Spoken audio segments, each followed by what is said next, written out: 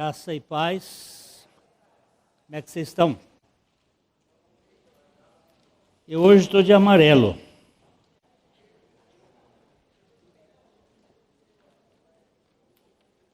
Significa que eu vou para a rua. Hoje à tarde eu vou à rua. Não adianta se esconder, não, que depois, quando o comunismo tomar conta desse país, vocês ficam reclamando. Assunto encerrado. Ok. Vocês sabem que o engano, ele é uma coisa terrível. O engano, ele é mais sutil do que a gente possa imaginar.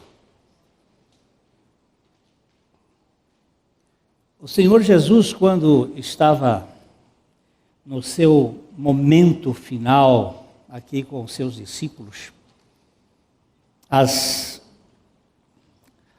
pessoas estavam olhando aquele templo lindo, maravilhoso, que tinha sido reconstruído por Herodes o Grande, em 46 anos de reconstrução.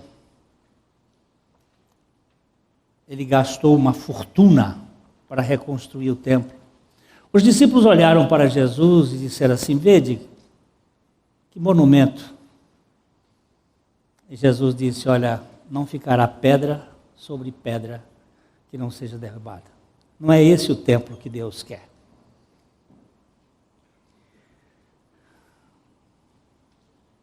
E ele então diz assim: cuidado com o engano.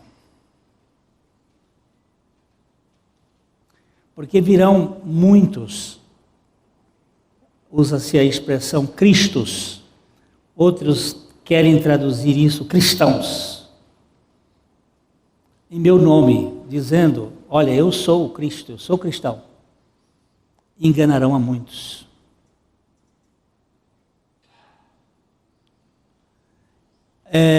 Eu queria que pusesse a letra daquele cântico sobre justificação.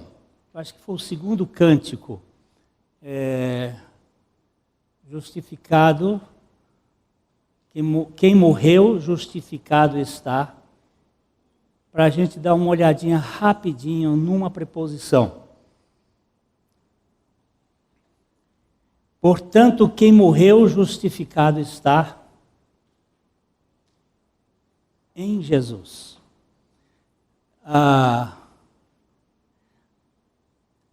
Eu vou fazer a pergunta e você me diga: você está justificado em Jesus ou com Jesus? Ok. Você foi crucificado em Cristo ou com Cristo? Com Cristo. É.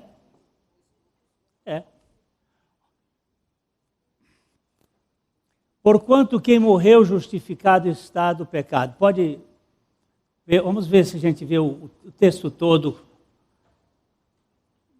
Sabendo isso, que foi crucificado em Jesus, o nosso homem velho. E não com Jesus. Porque quem foi crucificado com Jesus foram os dois ladrões. Eu estou dizendo isso porque nós vamos entrar no problema espiritual e o problema carnal. Os dois ladrões foram crucificados com Jesus, mas não foram crucificados com Cristo. Porque Jesus é a realidade física, é o homem, é a natureza humana. E Cristo é a natureza divina, é o espiritual. E quem foi crucificado foi o nosso velho homem em Jesus com Cristo. Falta de leitura com preposição na Bíblia que nos dá problemas. A nossa crucificação é com Cristo, não com Jesus. Com Jesus foram os ladrões. Estavam juntos com Ele. Agora, nós estávamos juntos com Cristo, lá na cruz. O nosso espírito. Ok? Agora vamos ver se a gente vai entender o que isso quer dizer no nosso estudo de hoje. Ok? Aprendendo a discernir, que é uma atitude de vida espiritual. Discernir é ter a capacidade de avaliar uma coisa da outra. Ok? Vamos ler juntos o texto de 1 Coríntios, capítulo 2, versículo 14. Vamos lá? Ora, o homem natural aceita as coisas do Espírito de Deus, porque eles são loucura, e não podem entendê-las, porque elas se discernem espiritualmente. Querido Pai, só o Teu Espírito pode nos revelar a Tua palavra e a Tua pessoa. Fala conosco esta manhã, para que Cristo seja glorificado em todos. Amém. O que é homem natural? Rapidinho. O que é homem natural? O homem natural não aceita as coisas do Espírito de Deus. O que é homem natural? O que é homem natural? Qualquer pessoa que tenha nascido neste mundo é homem natural. Ele não aceita as coisas do Espírito de Deus. A realidade espiritual encontra-se numa dimensão além da terceira e tudo que conhecemos. Pelos nossos sentidos, está circunscrito à terceira dimensão. Por outro lado, nada do que é espiritual pode ser percebido senão espiritualmente. Deixa eu dizer, sentimento não é vida espiritual.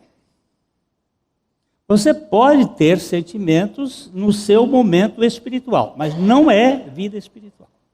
O fato de arrepiar e chorar e ter coisas assim, nada tem a ver de espiritual em si. Espiritual não se sente, não se toca, não se vê, não se apalpa, não se mede. É outra realidade, é outra dimensão, que não a nossa. O homem natural, aquele que só nasceu da carne, mas não nasceu de novo, ou do alto, não pode entender a realidade espiritual. O máximo que pode avaliar no campo transcendental são hipóteses da física quântica, da filosofia matemática e da metafísica. Definição de metafísica. Alguém pode me dar uma definição de metafísica? Eu tenho uma muito boa do professor Reinaldo Purim. Definição de metafísica. Alguém pode me dar uma?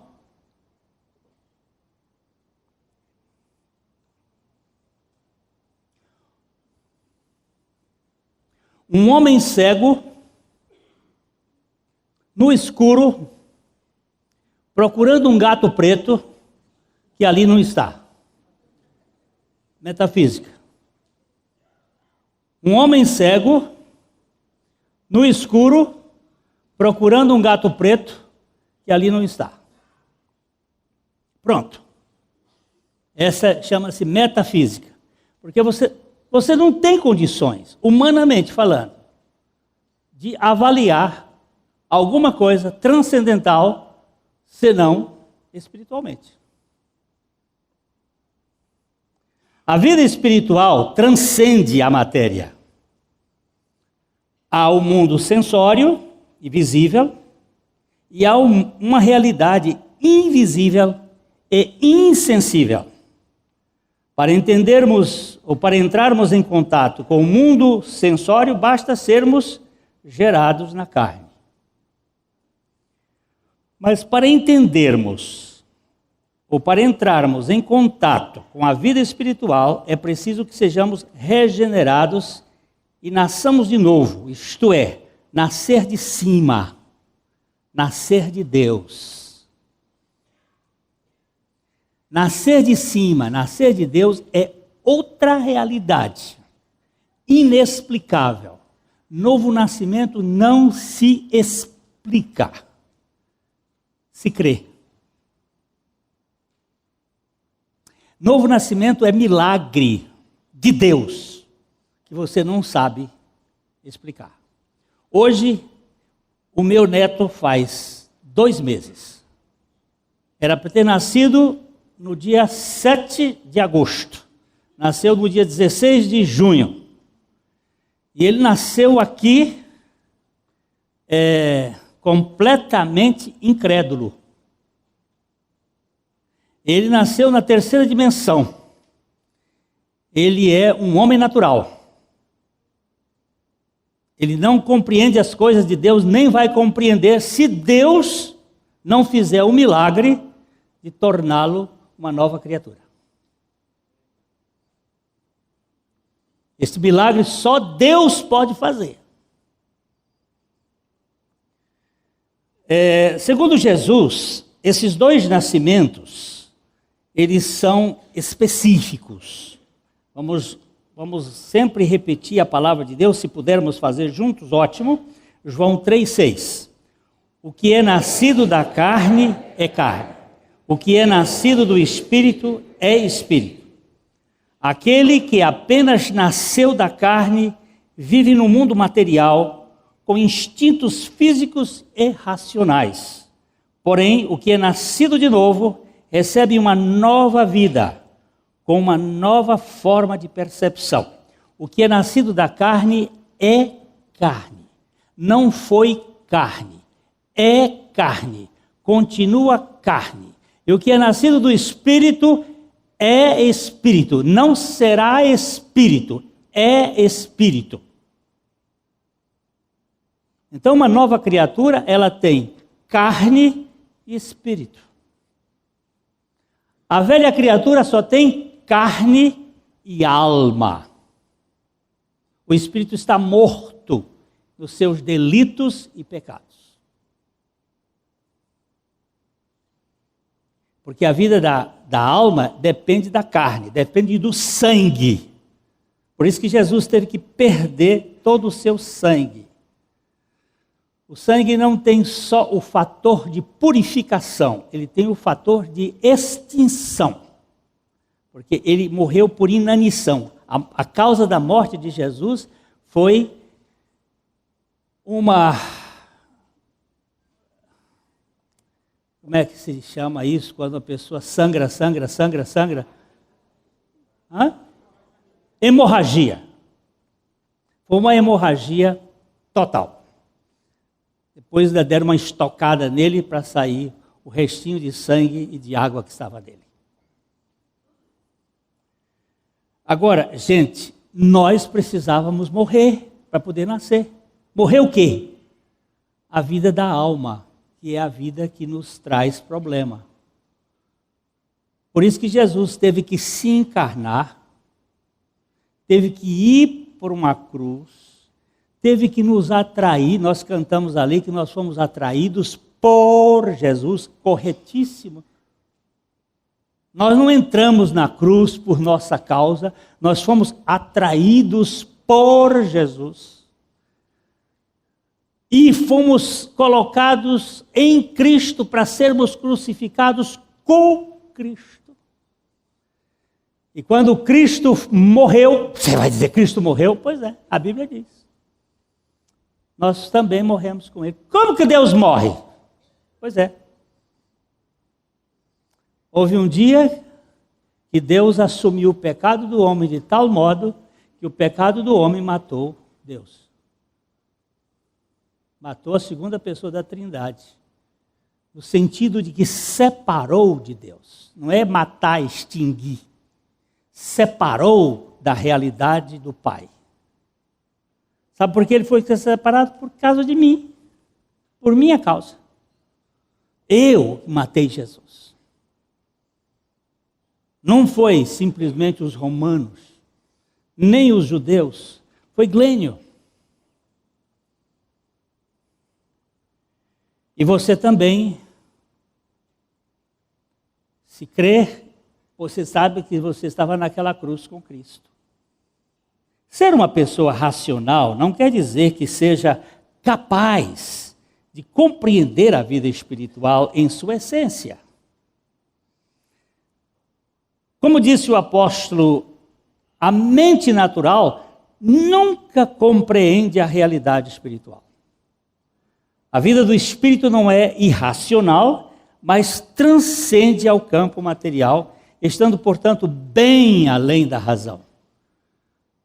Não é irracional, é supra-racional. A razão vem até aqui, aqui ela para, daqui para frente, só a mente espiritual pode compreender. Ela não é irracional, ela é arracional, é supra-racional. Eu não sei, eu só sei que eu era cego e agora vejo. Como foi que aconteceu isto? Perguntaram para o cego de nascença, não sei. Não sei explicar quem era ele, se ele não tinha pecado, se tinha pecado, não sei nada disso, eu só sei que eu era cego e agora vejo. Ninguém nasce neste mundo da carne portando um espírito vivo.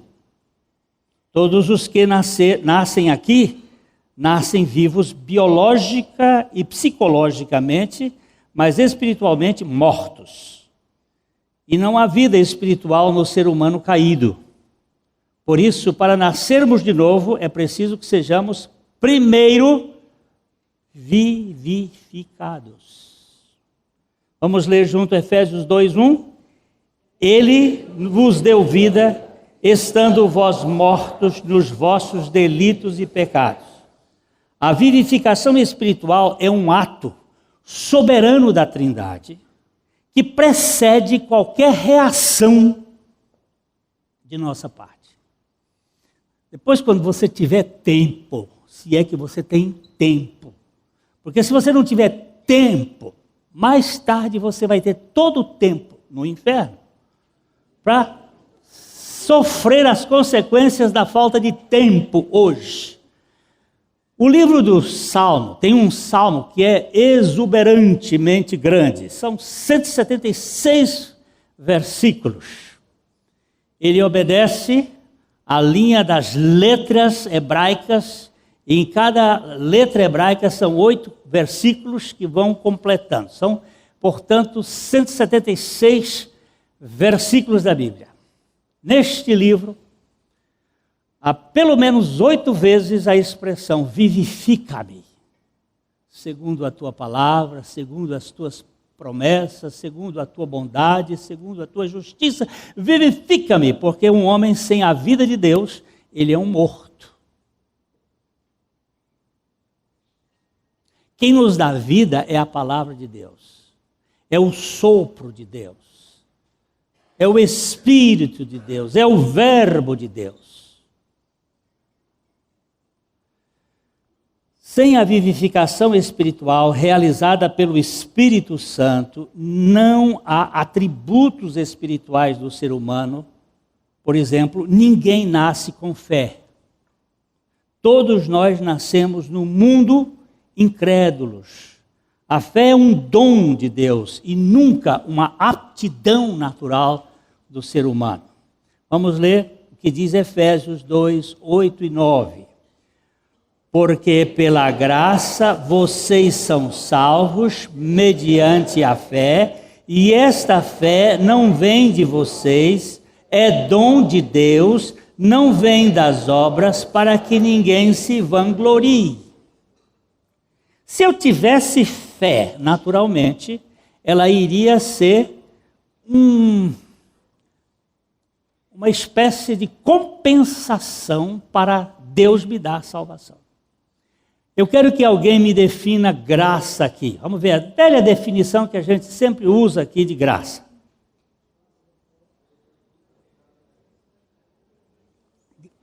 Graça é Deus dando e fazendo tudo. A quem nada merece, nem tem condições de merecer. Porque às vezes a gente diz assim, eu não merecia até ser salvo, mas depois que eu sou salvo, eu agora mereço. Sai do caminho, que esse caminho não é seu.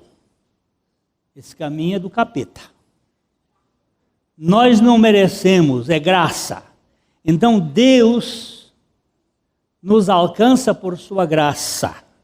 E Ele nos dá a vida do seu Filho, e Ele nos salva dando-nos a fé e o arrependimento.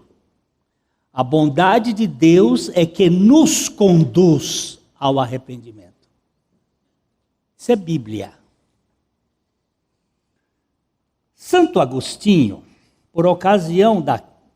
segundo Santo Agostinho, por ocasião da queda, os chamados dons naturais, ou talentos naturais do homem foram corrompidos totalmente pelo pecado. Enquanto que os seus chamados dons ou talentos sobrenaturais perderam-se completamente. É impossível um pecador crer sem antes ser vivificado por Deus. É por isso que o Evangelho diz assim: aprove a Deus salvar os que creem pela pregação. E pregação da palavra de Deus. Quando você prega, você está sendo um instrumento, pregação da palavra, não é a utilização de argumentos da palavra de Deus, você está sendo um instrumento de ejaculação espiritual. Para usar uma coisa que as pessoas possam entender. O esperma de Deus, a palavra de Deus, ela entra na pessoa gerando vida.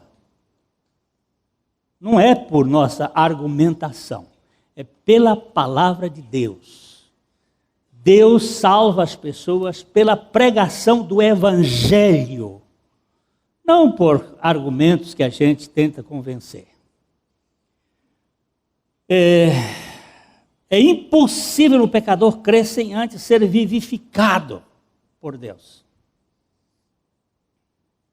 Quando nós anunciamos a Jesus, que é o Verbo de Deus, e anunciamos o texto da palavra, peça sempre a Deus uma semente para dizer à pessoa uma palavra de Deus. Aquilo ali vai produzir fruto. Eu achei interessante, ontem eu recebi no WhatsApp um soldado que prendeu um criminoso, ele pregando o evangelho para o criminoso e orando por ele. Disse, oh Deus, se nós tivéssemos mais soldados destes aí. O cara algemado, você viu? Lá na cadeia, algemado, o soldado chegou, mandou ele levantar e falou de Jesus para ele, falou que ele precisava entregar o coração a Jesus e crer em Jesus, e foi falando, e só Jesus pode te livrar não só da cadeia, mas do inferno, e falou, e depois botou a mão na cabeça do soldado e orou por ele, do criminoso, e orou por ele. E eu disse, opa, que coisa linda! Esse soldado vai levar já um bocado de cacetada desse governo anticristo, que vai dizer, na sua função de soldado, você não tem que pregar o evangelho, como já estão falando do Dr. Delton Delagnol, que diz que ele virou pastor e agora está se metendo, porque ele está combatendo esta corrupção. O mundo do anticristo é assim. Ele não quer ver Jesus sendo pregado. Se você falar até sobre Deus, o mundo aceita. Mas se falar sobre Jesus, pega fogo. A grande discriminação é porque Jesus mata a nossa natureza velha. Nós não temos fé, queridos. Fé é um dom de Deus. E sem fé, o que é? É impossível agradar a Deus. Ora, Hebreus 11, 5. Ora, se ninguém nasce nesse mundo portando fé, ninguém nasce podendo agradar a Deus. Além do que, a Bíblia diz que a fé não é de todos. Portanto, para ter fé, é preciso que Deus nula dê.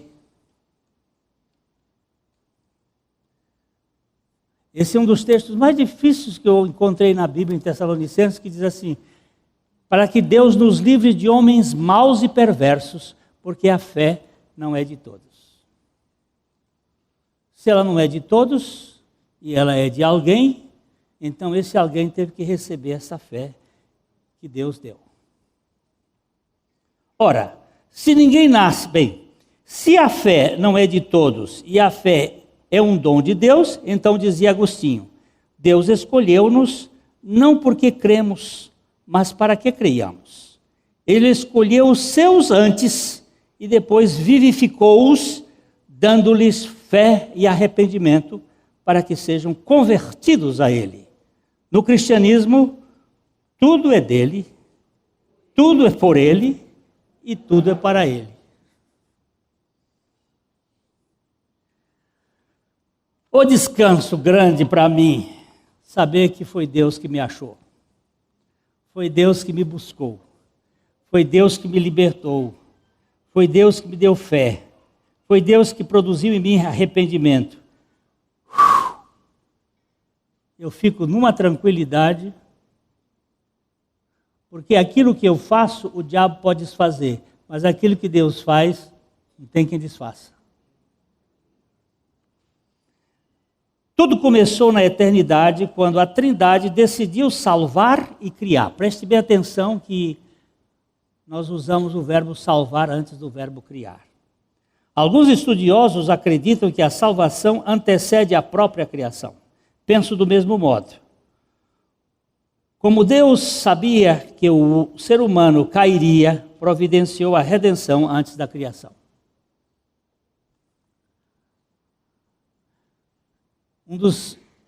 Deus não se explica, mas uma das coisas mais difíceis de entender com a mente natural é onisciência. Como é que Deus sabe tudo? Tem uma turma aí, como é que você chama essa teologia do histórico? Não, essa teologia que eles usam agora do processo, que Deus não sabe todas as coisas, que Ele vai aprendendo no processo. É a teologia do processo, né? Deus não sabe tudo, não. Ele vai aprendendo algumas coisas. Tem uns teólogos, inclusive tem um grande aqui no Brasil, aqui em São Paulo, cheio de fama. É dessa coisa que a gente come. É dessa coisa que hoje a igreja está comendo nessa cocheira da televisão em geral. Você não sabe por quê. Você está comendo isso, essa lavagem. Desculpa o termo, não é muito próprio. Mas se Deus sabia que o homem iria cair, porque Ele o criou? É o que as pessoas perguntam. Essa é uma das perguntas da mente natural, querendo entender a Deus e a realidade espiritual. Embora a mente racional não possa entender a soberania de Deus, nem a vida espiritual, sua tarefa principal é sempre tentar descobrir possíveis furos dos planos de Deus. Eu gostaria de dizer, quando alguma pessoa me faz uma pergunta que é difícil, eu não sei de responder, eu simplesmente digo para ela, não sei. Eu só sei em quem tenho crido, e eu estou bem certo de que Ele é poderoso para guardar o meu depósito até o dia final. Não sei explicar. Outro dia me vieram aí uns jovens da universidade me fazendo uma série de perguntas que eu não sei responder. Mas eu sei que eu fui alforriado. Eu fui solto da coleira. E isso é algo que me dá sentido. Aí um deles disse assim, olha, pastor, eu quero pelo menos reconhecer e parabenizá-lo porque o senhor disse que não sabe. Eu digo, tá bem, se isso satisfaz, está ótimo. Para mim está muito bem, eu não sei responder. Não vou tentar responder o que eu não sei. Mesmo sabendo que o homem cairia, Deus o criou porque é soberano. e assim o quis. Eu gostaria de ler Romanos com vocês, 9, 20 e 21. Quem és tu, ó homem, para discutires com Deus? Porventura pode o objeto perguntar a quem o fez: por que me fizeste assim? Ou não tem o oleiro poder sobre a massa, para do mesmo barro fazer um para a honra e outro para a desonra? O texto pesado, menino. É maravilhoso. Nós já tínhamos um Salvador antes de sermos criados. Deus sabia que nós íamos cair. Um dos textos que eu gosto muito é o capítulo 37 de Ezequiel, quando Ezequiel foi levado num vale de ossos secos, sequíssimos.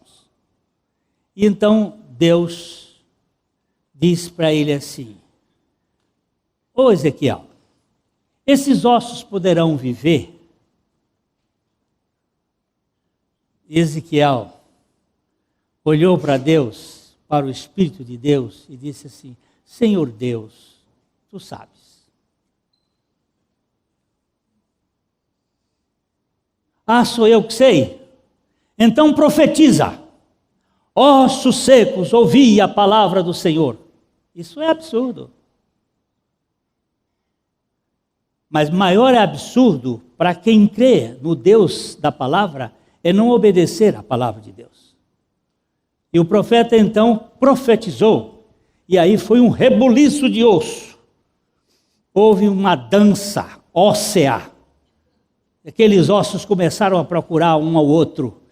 O escafoide, o semilunar, o piramidal, o psiforme, o trapézio, o trapezoide, o grande osso e o unciforme saíram correndo um para o outro lado para formar os ossículos da mão e a tíbia, o perônio, e lá vai, e as rótulas, e correram, e um esqueleto se formou. E agora? Profetiza e dize aos ventos, aos 4 ventos. E aí ele profetizou, e o que aconteceu? Vieram os músculos e a pele, e aí tinha um cadáver. E ele disse: agora profetiza, sopra sobre eles o vento, e um exército incontável. Se vocês souberem que isso vai acontecer dentro em pouco tempo, ou já está acontecendo, quando Bill Gates criou uma fundação para descobrir DNA de osso. Viu, doutor? DNA de osso. E hoje nós estamos descobrindo as tribos de Naftali, de Manassés. Não estou falando de judeu, estou falando de Israel. As tribos que tinham acabado da face da terra, que tinham sido dispersas, estão encontrando entre os curdos, entre os chineses, entre os etíopes, um exército incontável de judeus. Uma figura e uma realidade. O que é isso? Onde está a tribo, a família dos coraitas para pegar na arca do Senhor que está debaixo do Calvário? Onde é que iam descobrir? Através dos ossos secos foram descobertos. Isso não é noticiado, não, porque isso foge aos propósitos da nova ordem mundial. Porque nós temos um governo anticristo. Mas tem um Deus que tem poder de fazer vida. E o maior é ele pegar um incrédulo como eu, de nascença, de pai e mãe, de avô e avó, de bisavós, de Adão, e dar vida, fé e arrependimento. Isto é demais. E ele não pode fazer desse banco aqui um trono para o Papa sentar, ou ou um banquinho para o réu sentar? Ele não pode fazer um para honra e outro para desonra? Quem és tu que discutes com Deus?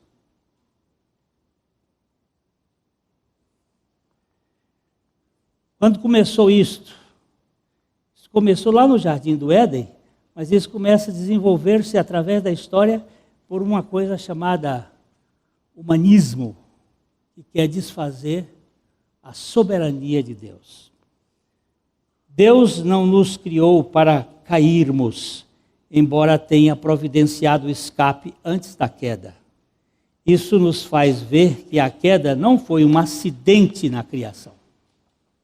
Para Deus não há impossíveis ou improvisos, e a salvação dos seus foi prevista na eternidade antes da queda. O ser humano no pecado tornou-se um inimigo de Deus, totalmente depravado, sem qualquer possibilidade de buscar a Deus. Mas é a misericórdia de Deus quem leva os eleitos a buscá-lo, enquanto o Espírito Santo os busca. Tu nos buscaste quando não te buscávamos. De fato, nos buscaste para que te buscássemos, sustentava Santo Agostinho. Você já viu na sua Bíblia que não há ninguém que busque a Deus, não já viu? Nenhum sequer. Está escrito ou não está escrito? E você está buscando a Deus. Por quê? Porque Ele te buscou primeiro. Isso é tão claro para mim. E é tão gostoso. Eu não tenho que convencer pessoas, eu tenho que pregar o Evangelho. Destaque que o resto fica por conta de Deus. Ele podia pregar sozinho, mas Ele nos elegeu para sermos pregadores do Evangelho. Ele nos chamou para isso. O mesmo Agostinho diz: o homem não se converte porque deseja, mas deseja converter-se porque a eleição assim o dispôs. É Deus quem escolhe o pecador, vivifica o morto espiritual pela palavra e leva o vivificado a converter-se a Ele por sua graça. Vou ver se eu leio outra vez isso aqui. É Deus quem escolhe o pecador, vivifica o morto espiritual pela palavra, e palavra aqui escrita com letra maiúscula, porque está se referindo a Jesus, o verbo, a palavra, e leva o vivificado a converter-se a Ele por sua graça. Desde que o vivificado se converta a Deus, isto se deve ao fato de que antes já houve uma ação divina elegendo em Cristo. Guarde bem essa palavra. Toda eleição é em Cristo. Aquele que recebe a fé e o arrependimento que vem de Deus. Tudo isto vem dele, por Ele e para Ele. Foi por isso que o profeta disse de modo claro: converte-nos a Ti, Senhor, e seremos convertidos. Lamentações 5, 21. Eu sei que muita gente, eu vou falar um pouquinho aqui rapidinho sobre a questão da eleição, mas não se deve falar sobre eleição. Não, eu devo falar de tudo que está na Bíblia. E como é que a gente sabe que é eleito? É assim, lá na porta do céu tem um chamado: vem, você está passando. Vem, você está passando. Vem, eu vou entrar. Quando você entra, está escrito assim: eleito desde a fundação do mundo. Pronto.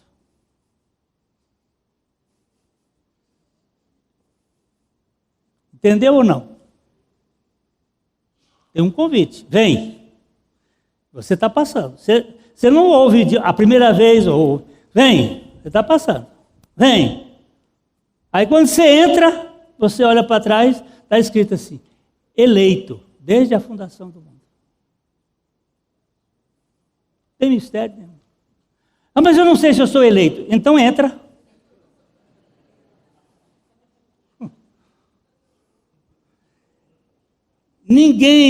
Ninguém pode se converter a Deus sem antes ter sido convertido por Deus.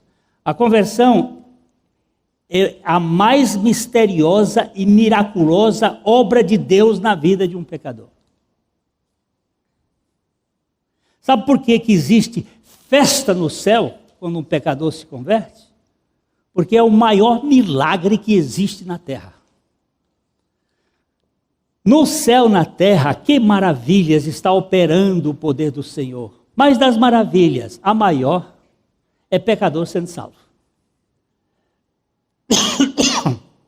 Isso é milagre, gente. Quando eu vejo, eu não estou dizendo quando o pecador aceita Jesus. Não estou falando disso. Estou falando quando o pecador foi aceito por Jesus e o recebe, crendo na sua morte e ressurreição com Cristo. Isto aí é milagre. Tem muita gente na igreja que não está em Cristo, mas todos os que estão em Cristo estão na igreja. Guarde bem isto. Tem muita gente na igreja que não está em Cristo, mas todos os que estão em Cristo estão na igreja.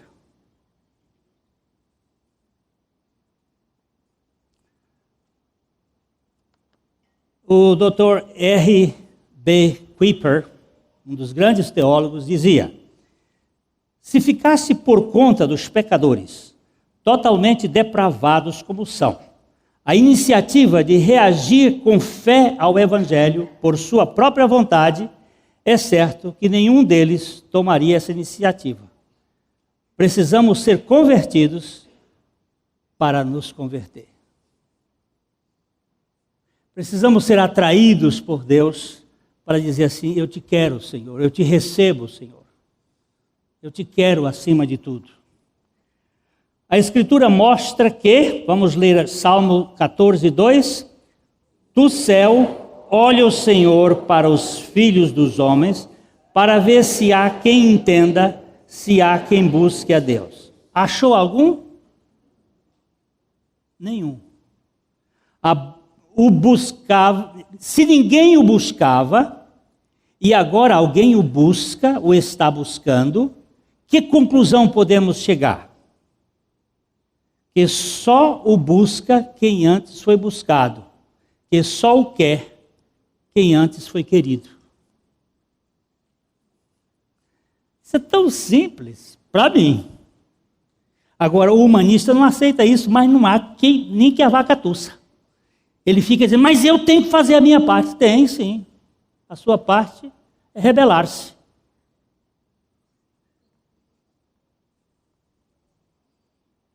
Gosto de apreciar os bons expositores das Escrituras, esses que nunca fazem concessões com a mente natural, nem tentam explicar os pensamentos de Deus, que são bem mais altos do que os nossos. Como explicar a Trindade e os seus propósitos? Você já tentou sentar para explicar a Trindade? Como é que são três e são um? Três pessoas com emoções, com vontade, com inteligência, e tem uma unidade só, não divergem. Não tem um torcendo pelo Palmeiras, o outro pelo Corinthians, o outro pelo São Paulo, porque todos eles torcem pelos Santos. Essa foi boa, não foi?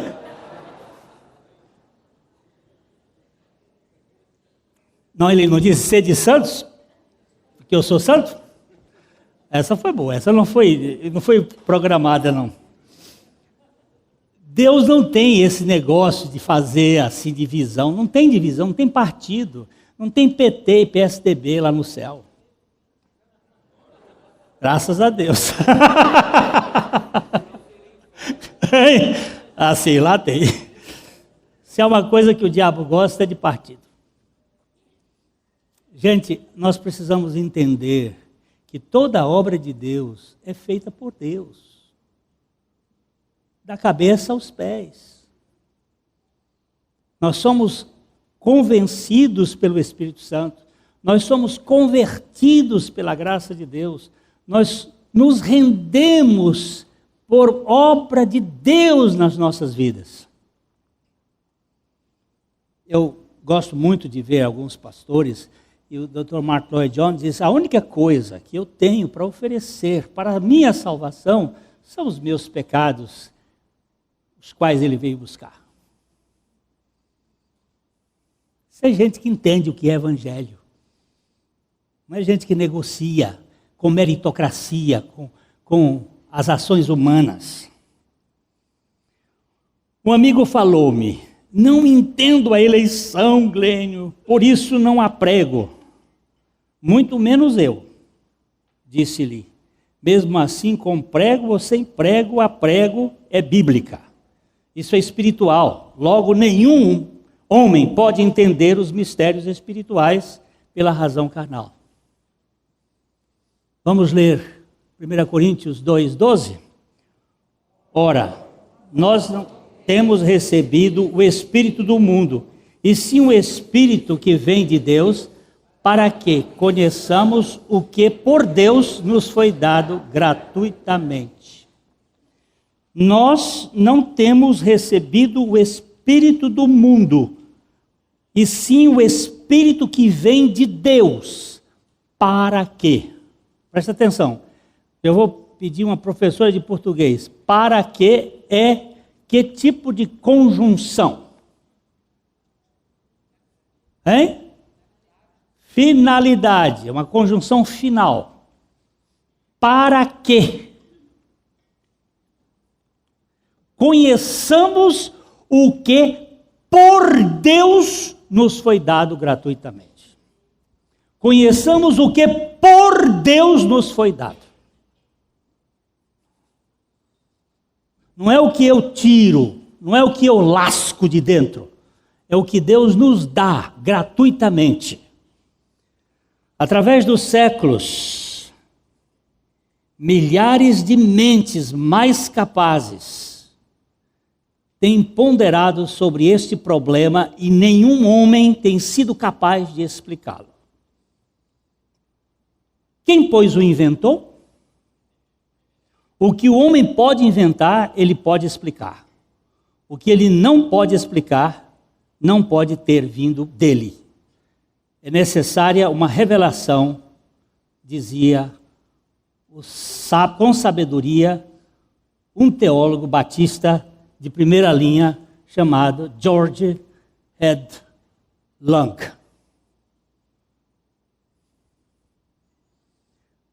Através dos séculos, milhares de mentes mais capazes têm ponderado sobre este problema e nenhum homem tem sido capaz de explicá-lo.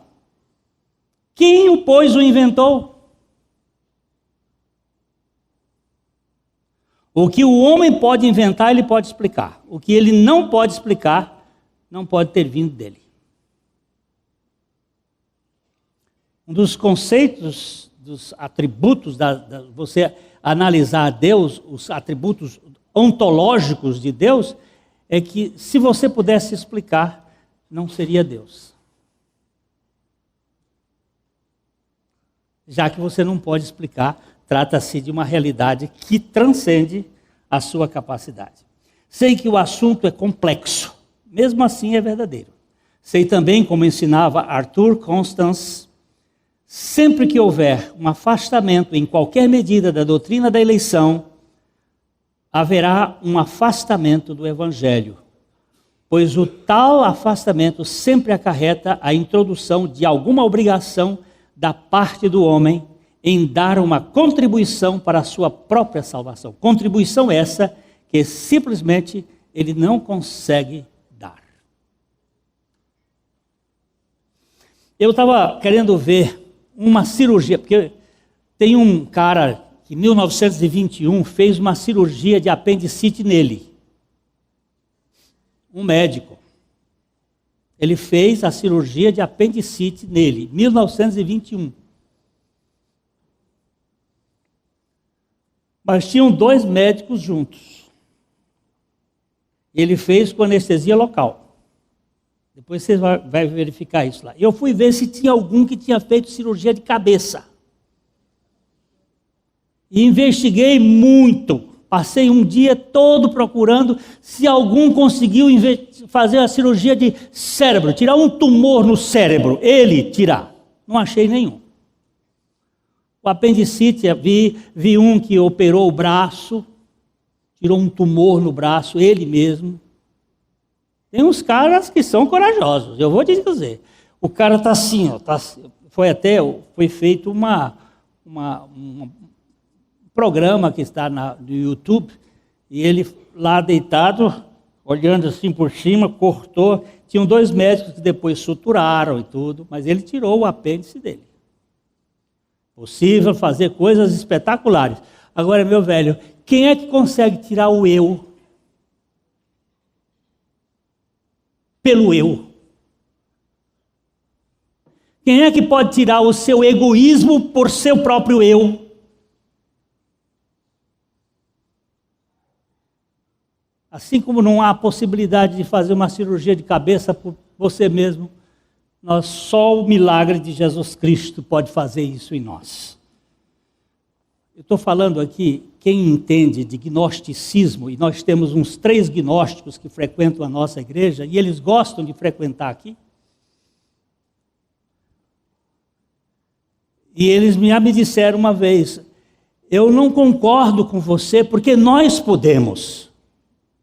Pois é, vocês até têm relações sexuais sem o parceiro, mas eu quero ver se vocês tiram o egoísmo sem vocês. Com vocês.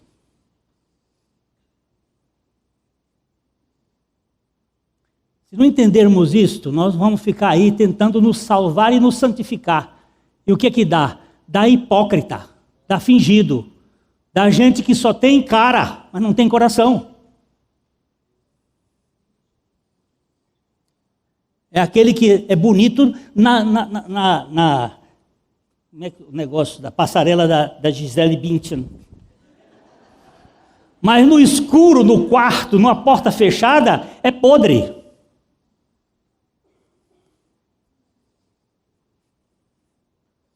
Que adianta isso? Deus conhece o nosso íntimo e Ele quer trabalhar conosco.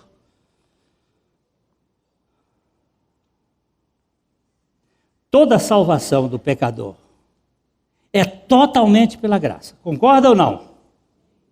Concorda ou não? Eu estou vendo pouca voz. Porque tem gente ainda no MUC querendo fazer alguma coisinha. Não, Glenn, é pela graça, mas eu vou sugerir o livrinho. Ele deve estar aí. Pais fracos, Deus forte. Para quem cria filho. Pais fracos, Deus forte. É um livrinho de uma irmã, a mãe e a filha. Elas estão desconstruindo algumas coisas de educação. Vale a pena. Se você pensa e coloca assim, é pela graça, vírgula, mas, acabou com tudo. Acabou com tudo. Do começo ao fim, o chamado doutor da graça, Agostinho, disse 2 coisas. A graça de Deus não encontra homens aptos para a salvação, mas torna-os aptos para recebê-la. E mais ainda, a eleição corta pela raiz qualquer tentativa de salvação pelos méritos ou pelas obras. Concorda ou não? Meu neto é meu neto. O que eu fiz para ele ser meu neto? Eu nada. Os pais fizeram, mas ele tem meu sangue. Agora, para sermos filhos de Deus, nós só fizemos uma coisa. Nos rebelamos contra ele e ele veio nos pegar e nos salvou pela sua graça. O apóstolo da graça foi específico. Qual foi a especificidade dele? Aqui nós lemos Romanos 11:6. E se é pela graça, já não é pelas obras. Ao contrário, a graça já não é graça. Não tem graça sem graça. Numa graça sem graça, não tem graça. Disse sabiamente o pregador Charles Spurgeon: creio sim na doutrina da eleição pela graça, pois estou bem certo de que, se Deus não me tivesse escolhido, eu jamais iria escolhê-lo. E estou certo de que Ele escolheu-me antes de eu nascer. De outro modo, Ele nunca me teria escolhido. O cara é genial para dizer um negócio desse. Fica claro pela palavra e pela boa teologia que o único modo de alguém ser salvo é pela graça, e neste caso, o homem é escolhido e não enxerido. Eu não teria escolhido a Deus se Ele não tivesse me escolhido. E Ele me escolheu antes de eu nascer. Porque do contrário, Ele não iria escolher. Eu gostaria que nós lêssemos juntos Efésios 1, 3 a 6. Nós cortamos um pedacinho que é o bendito, o Deus e Pai de nosso Senhor Jesus Cristo. Assim como Ele escolheu nele antes da fundação do mundo, para sermos santos e irrepreensíveis perante Ele, e em amor nos predestinou para Ele, para a adoção de filhos, por meio de Jesus Cristo, segundo o beneplácito da sua vontade, para louvor e da glória da sua graça, que Ele nos concedeu gratuitamente no amado. Deixa eu ver se a gente tem um tempinho só. Bendito o Deus e Pai de nosso Senhor Jesus Cristo, que nos abençoou com toda a sorte de bênçãos espirituais em Cristo Jesus. Que nos abençoou com toda a sorte de bênçãos espirituais em Cristo Jesus. Assim como nos escolheu nele, antes da fundação do mundo, para sermos santos e sermos irrepreensíveis perante Ele, e em amor nos predestinou para Ele, para a adoção de filhos, por meio de Jesus Cristo, segundo o beneplácito, a boa vontade de Deus, para louvor e glória da sua graça, que Ele nos concedeu gratuitamente no amado. Ou, como diz a outra versão, nos fez agradáveis a si mesmo no amado. Sem fé é impossível agradar a Deus. Nós nos tornamos agradáveis a Deus em Cristo Jesus, que é o autor e o consumador da nossa fé. Concluindo com estas palavras de J.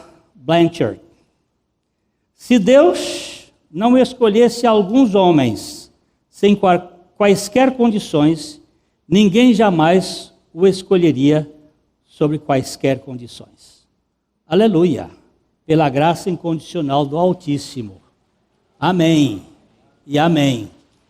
E Deus nos ensina a discernir, para saber que, se não for por sua graça, nós não podemos crer nele de modo algum.